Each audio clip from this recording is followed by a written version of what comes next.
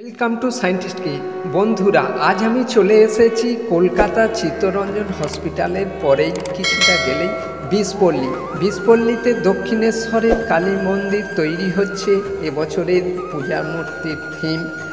এই থিমটি শুভ মহালয়ের দিনে আমি গিয়েছিলাম, দেখছি পুরো প্যান্ডেল সাজিয়ে তুলেছে। আস্তে আস্তে কিছুটা কাজ বাকি আছে, কিন্তু পুজো প্যান্ডেলের রূপটা নানান সাজে সজ্জিত করে ভরপূর্ণ তৈরি করে ফুটিয়ে তুলছেন এবং খুব সুন্দর হয়েছে।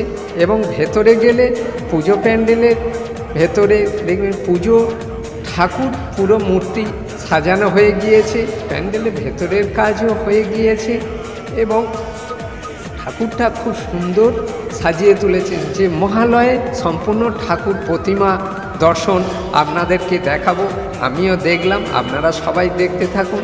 পুজো প্যান্ডেলটি এত সুন্দর করে সাজিয়ে তুলছেন, এখনও সম্পূর্ণভাবে সেজে ওঠেনি, এখনও কাজ বাকি আছে। কিন্তু এই শুভ মহালয়ের দিন, শুভ মহালয়ের যে ঠাকুর প্রতিমা সম্পূর্ণ সাজানো হয়ে গিয়েছে।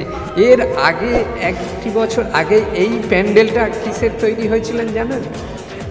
লন্ডন টাওয়ার ব্রিজ, যে ব্রিজটা মাঝখানে খুলে যেত, মধ্যিখান দিয়ে জাহাজ চলে যেত, সেই লন্ডন ব্রিজে এবছরে তৈরি হচ্ছে এই দক্ষিণেশ্বর কালী মন্দিরের মন্দির হিসাবে এই প্যান্ডেল।